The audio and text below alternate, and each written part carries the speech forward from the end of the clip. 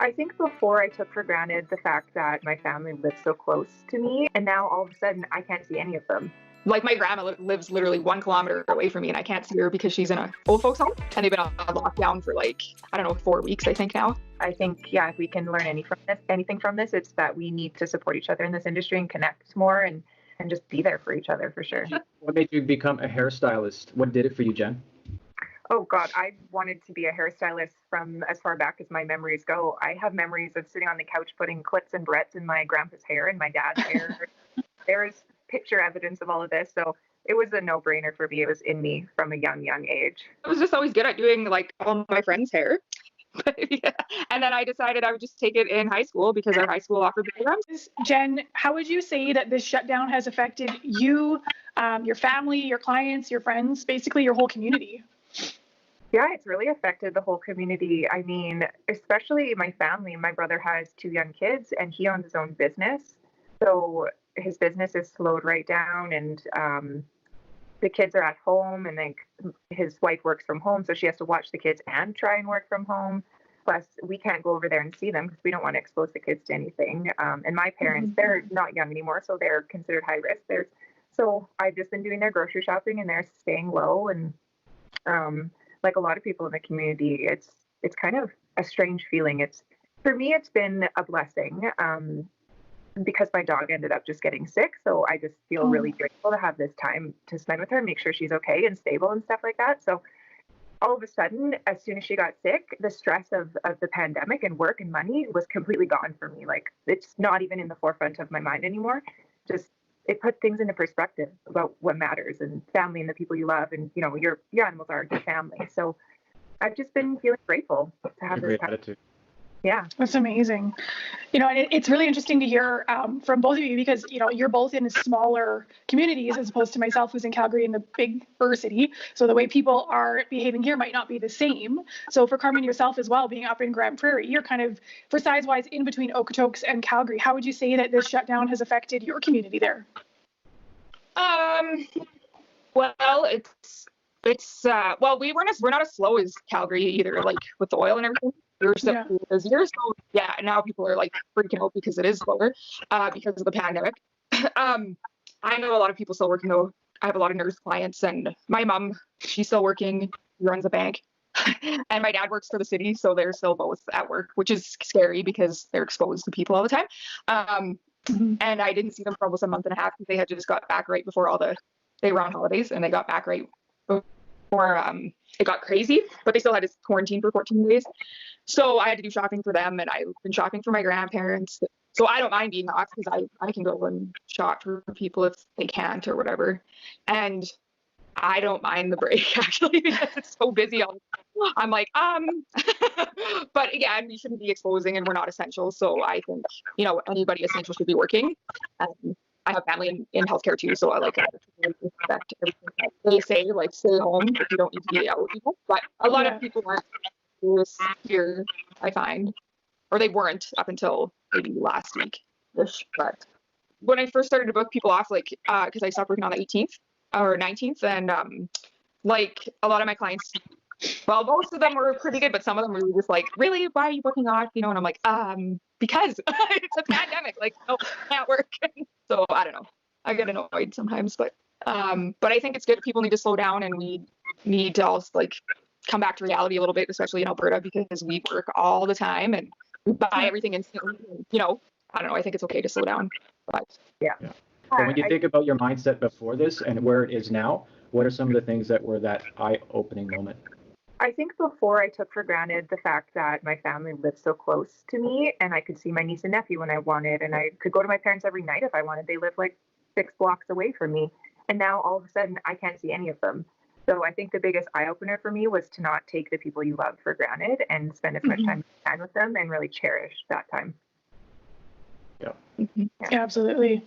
For myself, yeah, I feel that way too. I have aging parents. They're in their 70s, and every day I didn't really call them all the time, but now I'm like in the morning, are you guys okay? Do you have any fever? No, you're good. Okay. Call them at nighttime, same thing, just to make sure. Because the thing that keeps popping in my head is that they say that 70% of the population at some point is going to get this virus, whether they show symptoms or not. The biggest thing is having a a very strong immune system. That is the only thing that's really going to stop you.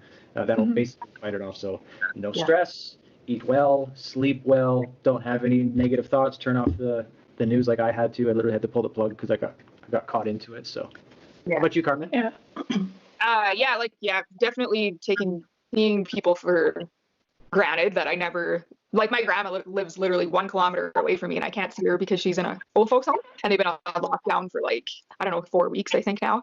And I'd only go visit her once a month or whatever. And I'm I probably should have went a little bit more often, but she always has visitors weekly, my dad and stuff go and visit her all the time. But now none of us can see them because they're in lockdown. And yeah, my parents too, they're not far from me and I don't see them that often either, or even talk to them sometimes for a couple weeks, but I think that's all going to change. I think you had a really good point when you said this is kind of forcing people to slow down.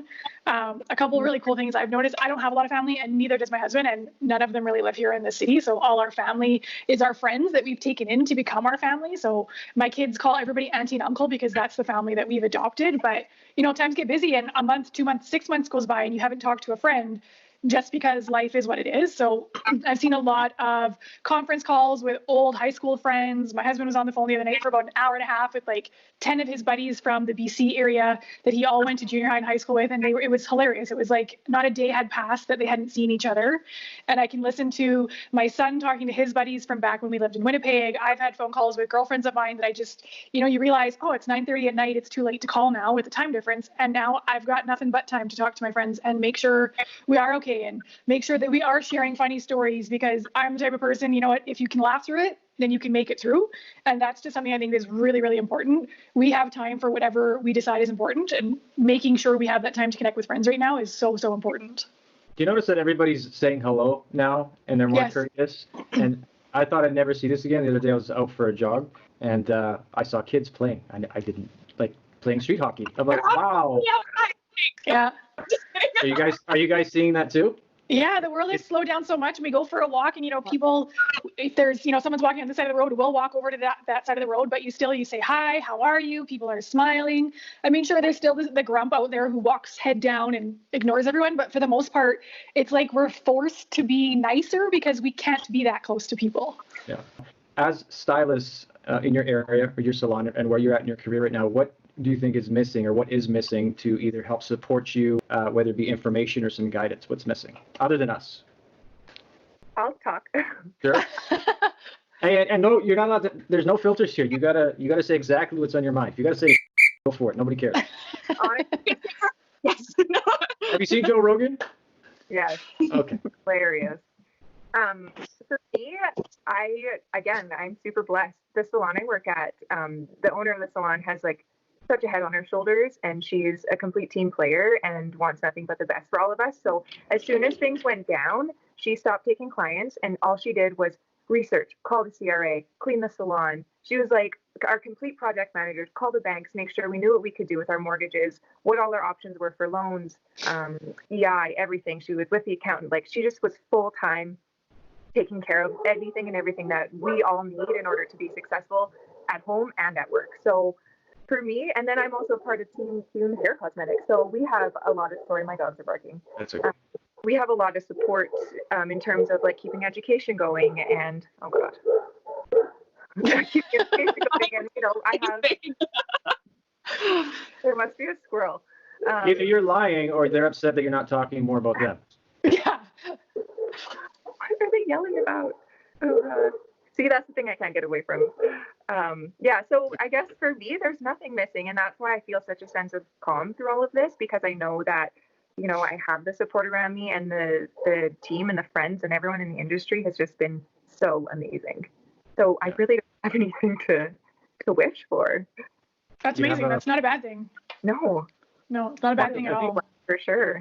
Every day is a comedy show in our salon. We're all hilarious. So I don't know if I can think of anything in particular, but we have tons of fun every day, and we joke around, and the clients joke with us, and it's not just you with your clients, it's shared between everyone in this space. So we always have a ton of fun, and we hang out outside of work all the time, and we always have a blast, but I can't think of anything in particular. The only thing that's scary when you're a hairstylist is that we don't have, we don't get sick days or benefits or, with that, unless some big chain salons provide that. But sometimes I wish we had more of a union for hairdressers or something. like for support in like scary times. This is because I watch too much gangster stuff on TV, but I'm like, I'm gonna start one. But like there is actually hairstylist unions I've like looked them up and I didn't know they existed until now. Like ABA is one. Protection would be nice. A bit of like, yeah, healthcare benefits and protection would be nice. Yeah. Yeah. Okay. I think Carmen froze. Yeah. It's a good freeze though. You know, sometimes you get that really awkward freeze. It's yeah, like, she's good. We can take that. Yeah, I like it. It's kind of like she did it on purpose. But overall, how are you feeling right now? I'm actually not really worried at all. So, which sounds so terrible because everyone's like so panicked and scared. And I'm like, guys, just like, let's just chill. Like, I don't know. I'm ready for this. And I like obsessively have always been like, I always watch stuff about like the end of days and stuff too, even though this isn't the end of days, but just listen to the elders on this and like, they've already been through it. So we just gotta, you know, and I'm just fortunate enough. I do have savings that if, you know, I can live off that if things become desperate or, you know, and like the banks and everything, they're going to allow us to defer payments or whatever. So we're all going to end up in a little bit of debt from it, but I don't think it's not the end of the world, I don't think, and if the government is giving us help too, so that's good. So I think, Carmen, it's good to have people who feel your way because there's so many people who are stressed out to the max and freaking out. And it's kind of like making that relationship work. If we have some people who are calm, they can help relax the people who are feeling really, really anxious and stressed out about it. And then that brings everybody down a little bit, which is good. And I'm crazy. I used to get off the like Facebook and stuff too, but I thrive on all this information that changes every day. I'm like, oh, what's going to happen now? Ooh, what's going to close and I don't know. I find it interesting, but it probably makes me crazy in a way too, but I don't know. I'm okay with taking time off. I never take time off, so this is the only time I've ever had time off, and like unless I book vacation or whatever, right? But now it's like, no, you can't actually work, and no one's calling for appointments, and it's kind of nice to have a break. So. Right now, this is new to everybody in the world. It's not just provincial or city-wide. This is a global thing. This initially happened in China. This is where it all started first. And we're not going to do it. We're not even going to go there with how and why and all of that stuff. But looking at, because since it happened there, they were the first ones to go through it, and they were the first ones to go back. And I've been looking at like how they have, like what the response is and how they've been trying to get back to regular life. And there does seem to be some sense of challenges with people still scared to go out places, to go shopping, to go in salons. And I think and this statistic isn't to scare you. It's just, you know, create conversation. 200 barbershops opened up within the first few weeks out of 2,000 because of the amount of work that was available to them. I don't think that will happen here. But the question is, what are your plans moving forward with kind of different scenarios? If that takes a little bit more longer, what are some of the things that you've been thinking about to kind of get you through the storm? Jen, you want to go first? Yeah, sure. Fortunately for me, my best friend who works in the salon that I work in is about 6 months pregnant. So she'll just be turning into her maternity leave, and she's probably got an equal size clientele to me. So I'm not concerned at all that I'm going to be quiet. If anything, I'm not going to be able to fit everyone in, and it's going to be quite a struggle schedule-wise.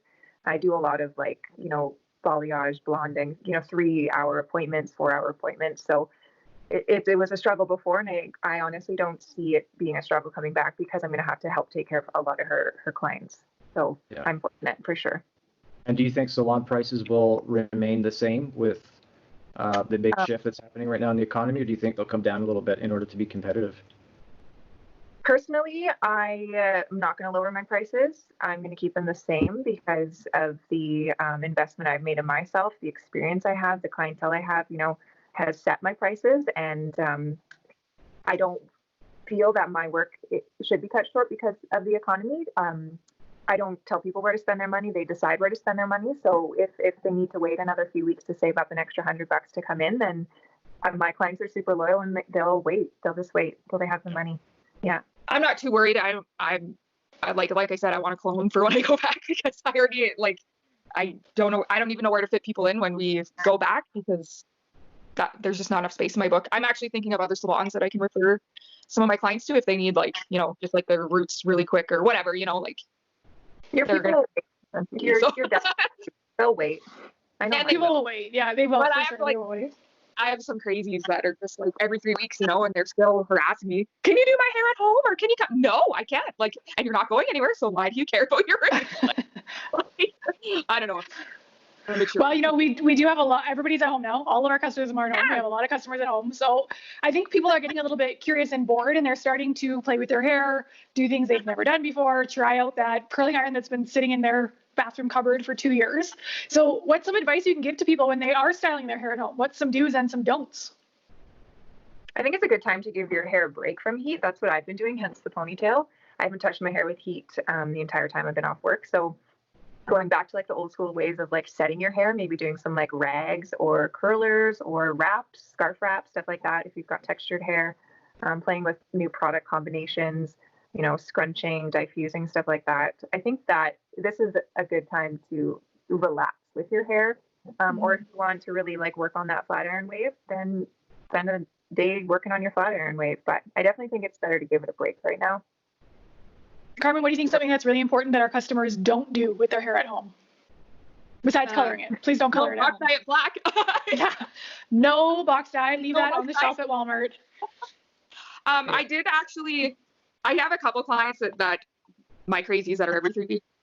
They have to box dye their hair. They can't like go, and I'm not selling them color, but I mean, I tell them what shade to buy or whatever, and because whatever they got to do to get through, so they stop harassing me. I don't care, and I can fix it when I get back. But as long as, like I said, as long as they're not putting black, whatever you got to do to make yourself feel human, I guess. But I personally love this, like never doing our hair or anything. I'm letting my roots grow to support them because they're all gonna be in the same, you know what I mean? And maybe this will make them like their own natural hair color or embrace a little bit of gray, or I don't know. Just maybe don't cut your own hair if you can handle it. Use a clip or a barrette and do some deep conditioning treatments and give your hair a break if you're always heat styling it. And if you don't ever heat style it, then like now is the time to practice. You have the time. So try something new. Yeah. Yeah. Right on. In terms of where we're at right now, like with the industry, are you happy where the industry is right now, or do you wish some good things will come out of this in terms of either improving it or making some positive changes moving forward overall, whether it be education, more shows, whatever the case may be? Jen? I think for sure in terms of the community, we can all kind of come together a bit more and support each other more and share our tips and tricks, be more open. For a long time, someone's kept their, like maybe their cutting techniques to themselves. They didn't want to share any information, and it kind of just secluded you. But I think, if we can learn anything from this, it's that we need to support each other in this industry and connect more and just be there for each other for sure. Great. How about you, Carmen? Yeah, I think be more supportive because this industry is so catty sometimes that it's like, but like, everybody just needs to be more supportive and like, well, that's awesome. You're so good at that instead of being jealous because, I mean, we all get jealous, right? Like, why do you think that is? Why is this industry? Why does it have to be so catty? I mean, on one level, it's supposed to be to help and improve people's image and make them feel great, and you feel great improving their image and how they feel. But what's the cattiness about? Where do you think that comes from? I don't know. I think just because, I think media in general has made it catty but it's getting better now, right? Like just the way women are like shown in media in the past, like you have to be skinny, you have to be perfect, you have to look so good. So when, I don't know, other hairstylists are amazing at stuff, it's like, oh, why can't I be like that? Or why can't I, And I don't know. But I feel like things are changing. Things are getting, we're more real. We're not so fake. Well, some people are really fake now, but it's just. Well, not right now. They're not. Not right now. No, they're not. But it's just like, everything's more about like loving yourself, and we should all be more happy in our own skin instead of, and be supportive of our friends and other hairstylists in the industry too they're all trying to just do the same thing we are, and we're all in the same boat kind of thing, right? Sorry, Carmen. No, go ahead. I'm just rambling. I think a lot of that comes from insecurity for sure. So maybe a lack of training, a lack of insecurity, or a lack of confidence just in yourself in general. I know growing up for me, there was a lot of bullying that went on in school, like especially between women, like putting girls down. especially commenting on like looks and weight and size of your thighs, and like it's just brutal. So growing up like and living through that, you just naturally carry into your adult life. But yeah, which sucks. It's really sad. But I hope that, you know, all of this brings a different awareness to people that we need to be kinder to each other because we're all in a different situation, and you know, we all need to heal those wounds from the past and just have a lot more love for everyone and ourselves included. Absolutely. I mean, if we could follow that rule that we all learned in kindergarten, that if you don't have anything nice to say, shut your damn mouth. Like, really, it's not that complicated. Everybody's entitled to their opinions, but you don't have to share them, and you don't have to expect other people to agree with you.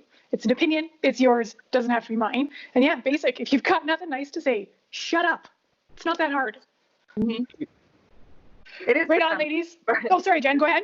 No, it's okay. I was gonna say, it is for some people. Yeah, I know. Some people feel the pressing need to not only express their opinions, but to force you to share them. You're like, I can be respectful of your opinions.